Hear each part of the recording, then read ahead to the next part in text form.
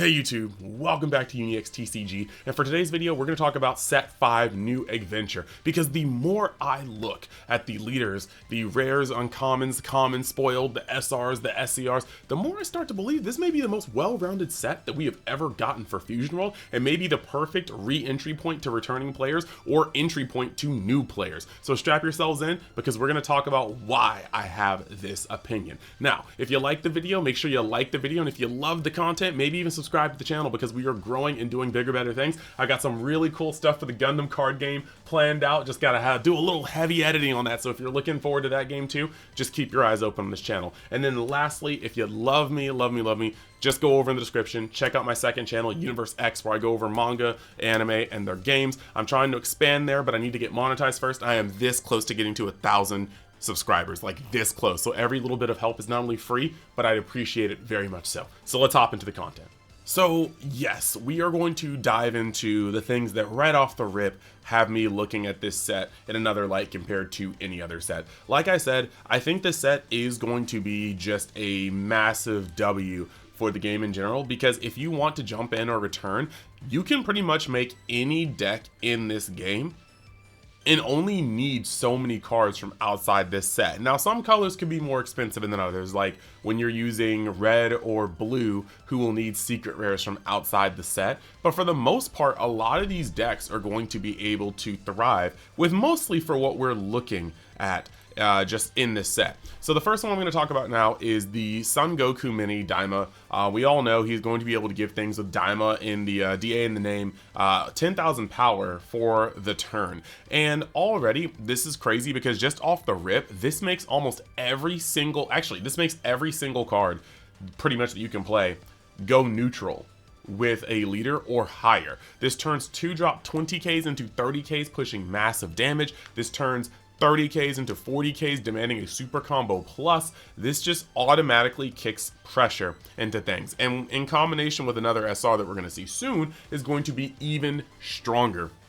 So looking at some of the SRs that come in here that are just going to be crucial, you really do have like this Pansy DA. A lot of people don't like these on play effects, but I think this card is where you want to be for it. It is an on play, or sorry, on KO. It is an on play take a life card, right? So you're going to be able to help self awaken. On top of that, it is a DA card, so you can make it be a 30K every time you swing with it when you're awakened. On top of that though, while I wouldn't tap something like 4 for Topo with an on KO draw 2, I'm more than willing to tap 2 for a self awakener. And then if you don't like getting harassed by it and you get rid of it, I'm drawing 2 cards. This card so far has tested so well, because unless you're playing against blue, it's likely going to get his KO effect. And then when it comes to red, yes, there can be some riskier turns to try to play it. Like you can't play it when your opponent can have 6-drop Goku online. But even before that, there's a lot of chances where unless they use 2 different minus effects on it, you're going to get this KO effect. So I really do like this card in this deck. 2 is more than it's low enough for me to not feel bad about playing a card that has an on KO effect. And so yeah, this card's excellent. And then you have Glorio. A lot of people have either been understanding how detrimental this card can be to somebody else's well-being, or underestimating that detriment. This card is pressure. For everybody saying that Vegito is swinging so hard, 40K into your 20K, this guy's swinging 35 twice into your 15K leader once the leader effect has been applied on Glorio, and that's crazy. That's a whole lot of damage. Not to mention that if there is a single turn where Glorio survives, then your opponent is able to potentially windmill another Glorio onto the field, minus you with his effect, and then leader effect on the Glorio, so that you're getting attacked by 20K with the leader, 25K twice with one Glorio, which is going to demand at least 15K, because you're swinging 10K over twice, and then you're going to be able to swing 35 into 15K twice, which is enough to gut out most hands or put somebody on the brink of shotgun range, or if not shotgun range itself. Then the last card from this set that automatically just stood out to me is this Pansy DA. It's a 1-cost 10K combo power card that can boost a leader or up to 1 battle card with DA in its card names by 5K power for the turn. This means you can have your leader constantly be able to swing neutral with 25k leaders, or even go up to 35k if you combo this in, allowing you to put pressure on leaders that normally 20ks have a little bit of a problem pressuring on. Not to mention that if you're really trying to push through damage, you can also use this on Glorio and have Glorio be at a 40k power, swinging twice on a 15k leader, requiring so much to get over it. You need a super combo in 10 just to get over that math, and that is actually just like astounding. That is very astounding. Like, you do have to go up to 45 to stop your for that, and you can still combo this in. This card gets in a lot of work, and while it is not as good as Margarita in some places, the fact that you don't have to be awakened to use it does change up the math a lot, and the fact that it can touch a leader is also cool, because there are going to be times where, okay, I want to swing for 30, but I also want a shotgun after this or something like that, and you can be like, okay, we're gonna go Pansy, both in the leader, swing with the leader, draw, combo Pansy, 40k. Can you get out of that? Okay, no, cool. Now the rest of it can go into whatever shotgun I'm gonna go into. So I think that this is actually a stellar card. Now, moving over to the next one, we have Vegito, and this is the one that everybody's talking about right now. Permanent, your turn. You know, you have 20 more cards in the drop. This card gains plus 20k power. You're going to be able to awaken him and put the top 10 into your deck, meaning you only need to get 10 into your 10 into your drop, and that's going to allow you to set this off pretty well. I do think that this leader is going to be a very, very powerful leader. I don't think he's going to be tier 0 like people are thinking, but I think he is going to be very, very powerful and he's going to put on a lot of pressure. And then moving over to his SRs, they finally revealed the Spirit Bomb Goku last, and the fact that he is a self-awakener and can mill the top 5 cards into the owner's drop, and then you also have the ability to potentially play something for free, is crazy. The fact of the matter is, if you want to hyper awaken, you can, take a damage from an attack, play a self-awakener, take another damage for attack, and then literally play this Son Goku, add a card from your life to the top of your hand, place the top 5 cards into the drop, and then flip your leader, and then put the rest of the 10. Meaning that you might only need to get rid of 5 cards to set your leader up, and you can start playing the rest of the game exactly how you want it without self-milling. Yeah, they are really trying to let you just do this in the easiest way possible, in my opinion. And it is a strong play. Like, I cannot ignore that. So now you do have Son Goku being able to help enable this as early as turn 3 if you want to hyper awaken, keep your hand, and by that time you have 4 additional cards in your hand, because you're probably not comboing to keep your hand up, and now you're going to be able to start swinging on them for 40k over and over and over again while setting up ridiculous amounts of cards like this. So this is actually pretty insane. Then we're going to go over to CU being able to give a Goku with a cost of 3 in your battle area double strike. Now, I'm just going to say this right here, because there's a period and then choose up to 1 battle card in your opponent's battle area and place it at the bottom of the owner's deck. This is Absolute Lightning with a plus. So there's no reason not to run this over Absolute Lightning in this deck. And then on top of this, you're going to be able to give your Goku's double strike randomly. And the Goku's already a base 25 of double strike that you can probably put some oomph behind. So this is actually really, really strong. If you're playing this Goku in the same turn, you're going to be able to play this card for free. So just know that for 3 cost, you can have a base 25, double strike, and bottom deck anything on your opponent's field. And then the last card this here is the Vegeta, and the Vegeta is also a great card. 2 cost, 10k combo in hand. For just 2 cost, you're going to be able to add 1 blue card at the cost of 3 from your drop to your hand. That could be Sinister Sickle, that could be CU, that could be Goku. There's a lot of good cards that come off of this, and the fact that you can just activate battle and switch this to, the rest mode and then give Goku plus 30k, yeah, this is crazy.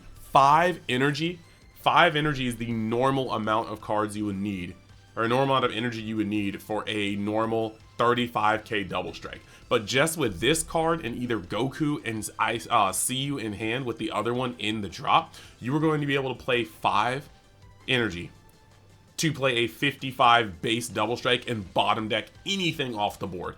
That's just crazy. 2 cards in hand essentially to be able to play the best double striker in the game.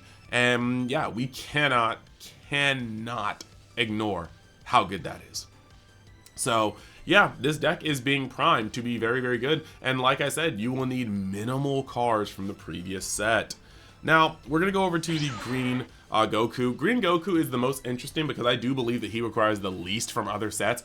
Outside of maybe some Nappa some Nappa SRs, you really are just picking up some odds and ends. But this guy is going to be swinging for 30k neutral. He's going to be able to heal for 1 at the end of your turn, and this just, all he asks is that you don't charge over 7 energy. But in his sweep, he's getting powerhouse cards like this Gohan. That's going to be like, if your life is at 2 or less, choose up to 1 battle card in your opponent's battle area and KO it. That doesn't have a cost restriction. For 3, you are KOing anything. And to be able to do that is going to be an insane buff to this deck. Your opponent can have 2 huge boss monsters out, but, you know, Sun Gohan Youth into Sun Gohan Youth for 6 energy is going to clear them both, and then provide 2 attacks on neutral plus your 30k leader, and that's just going to be where we want to be. So this is going to be a very, very cool card. Even his Self-Awakening is going to be awesome because you get to add 1 card from your life to your hand and then blow up something with 3 costs or less, which is going to keep pressure off of you. Even if you don't, like, other decks don't even have to be at 2 life. You could just use this in the early game to have a good card that's going to get pressure off of your back. So this Sun Gohan Youth is just super strong. And then moving on to one of the secret rares we have this set, a double striker for 3 is nothing to scoff at either, especially when it's a 45k. It may not have any special effects on top of that, but when you're only playing 3, you have the world to put behind this. Whether you want to do gigantic meteors, whether you want to do Cell's his earth destroying blows, this is going to be a super strong card, and I do think that Goku will be able to put pressure on a lot of people in some gruesome ways. Then we have this Janemba card. We've already talked about all of these leaders, but Janemba just has a special place for me because I think Janemba is going to be the Rubik's Cube of the format. There's so many different ways to play him. He's so versatile. The cool thing is, because he doesn't have to attack to get his draw, he will be able to starve your opponents better than any other deck while setting up a field that will be oppressive for them to move under. If you're at 6 and your opponent's still trying to awaken, and you're just like, yeah, okay, I'm going to tap 2, draw a card, play Frieza, pass. You know, oh, okay, I'm gonna swing. Yeah, no, that's not gonna happen. We're gonna just combo out of this. Oh, you put something on the field I want to get rid of. Cool. Draw, charge, attack with Frieza, tap 2, get that out of here. Like, this card is going to change how yellow players are viewed, because yellow is about to become a dangerous threat, and I'm all here for it. But when you look at the SRs, you're getting a Self-Awakening Janemba that can also tap something down. There are going to be turns where you're like, okay, I don't want to attack their leader, but I want to progress my game state. Cool. We're going to play this Janemba for 3, take a life, maybe even awaken at this point, tap something down, and then I'm going to just swing at it with my leader. Like, this is bringing back an energy to active mode and choosing a battle card from your opponent's battle area and switching to rest mode. So you can play a cantrip, you can play a searcher, you can do whatever you need to do with that 1 energy, and then still actively attack with your leader at what you tap, so you can keep them off. This is going to be a very strong deck that it's going to take a lot of time to master, and the deck will definitely vary between regional formats, between different tournaments that just have different metas, and this is going to be a deck to beat for sure.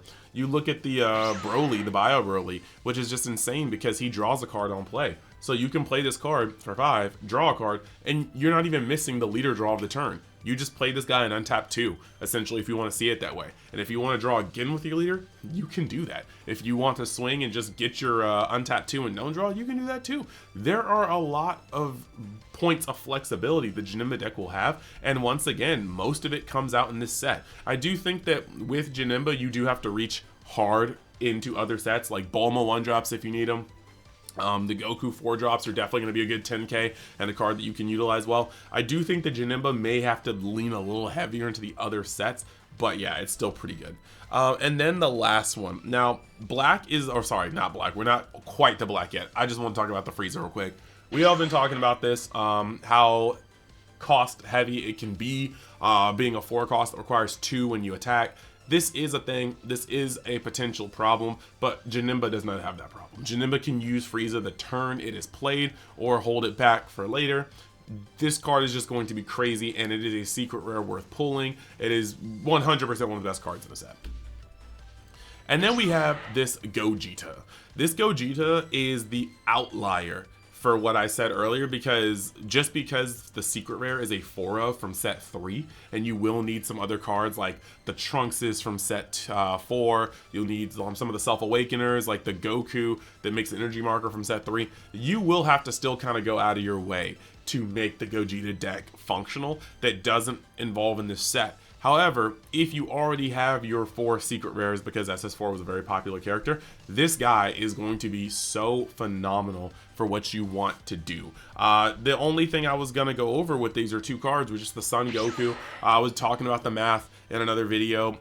Drawing for turn, drawing for leader swing, playing this guy for 5 and drawing 2, and then if you have Super Saiyan, you know, 4 Goku on the board, you're going to draw another one at the end of the turn. This is going to change the economy of how you draw. Drawing a 10th of your deck in a singular turn on turn 5 while providing potentially a 20k and you know, a 30k and 2 more 30k swings is a lot of pressure while seeing a lot of cards. If this combo is consistent enough, it may just have black being the most consistent deck in the game with its ability to just hard draw cards, and that is going to be a very scary thing to think of. And then you have cards like Ultimate Sparking, which I very much so love because Ultimate Sparking allows you to force your opponent to sequence differently. Like I said before, Masters players will know the vibes. You're going to be able to activate this and then pin down something else, and with that being said, your opponent will have to swing with battle cards first and then leaders second, or battle card, then play another battle card, and then play another battle card, then swing with their leaders. But it causes your opponent to sequence differently. If they're swinging with, if they have a clear board, the leader swing has to go first so you can sequence with the correct amount of attack value while not getting caught by cards like this. I do think that we are now just at a point where black is just starting to really come into its own. Yeah, realistically, I think this set is going to be something special. There will be decks to play no matter what color that you like. I do think we need to see a couple things happen on the ban list though. 2 cards in particular. If you guys can guess them, let me know in the comments. They're both from different colors. But at the same time, I think that there's going to be a lot of well-roundedness. Every color got a lot of power, and when everything rises as a whole, you're going to get a format where everything's playable for the most part, and that's going to be a format that more people want to play in. So let me know what you guys think of Set 5 New Adventure in the comments. I am fairly certain we're going to be getting the full drop in the next like week to 2 weeks on Friday or something like that. It seems like it's about the time. We are just under a month from being able to play. We'll be able to test this set because we should be, but well, wow, being able to play. We're just under a month from being able to play. So that's going to be pretty good. Like I said before, I am cooking up some Gundam stuff. So just make sure you stay tuned for that if you are interested. And then one more time, I'm almost at 1,000 subscribers for Universe X. So help a brother out and go over there, give it a sub, maybe like some videos if you like it. And we are going to expand both here and there moving forward. Thank you guys, and I hope your new year is starting out well. Later.